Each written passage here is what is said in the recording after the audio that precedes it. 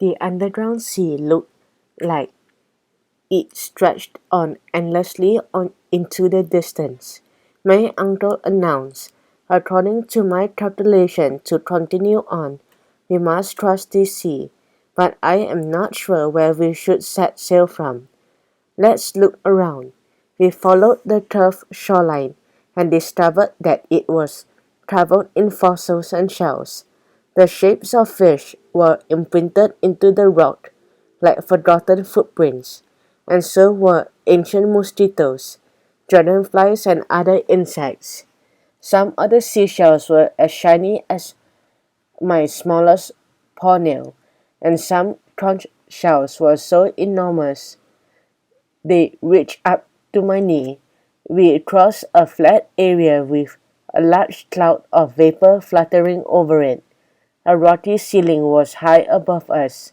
Several trickles of water sparkled down the walls, and as they snaked to the ground, they united to form larger streams. It was strange to find so much water nearby after it took so much effort to uncover the stream we found before.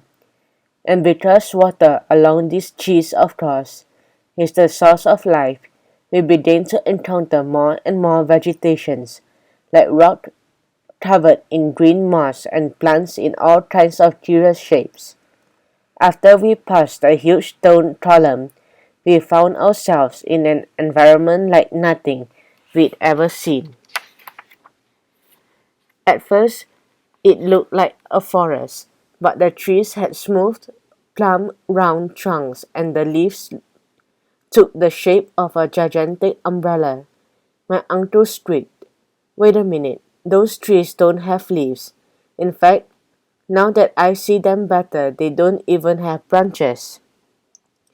While he and I observed the forest from far away, Hans walked up to one of the smallest trees and touched it. He was so practical.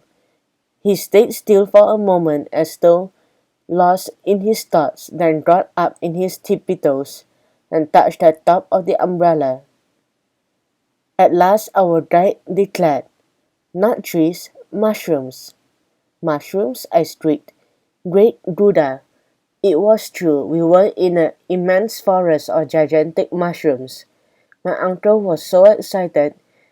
"Look at the trunk on this one. It's at least 3 feet in diameter. I can't even get my arms around it." And that wasn't all. In between the gigantic mushrooms, there were huge ferns and tall spiky plants.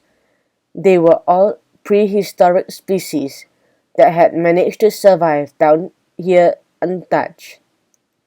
What a surprise! I explored the forest with my eyes wide open and a big grin on my snout, admiring the wonders around me.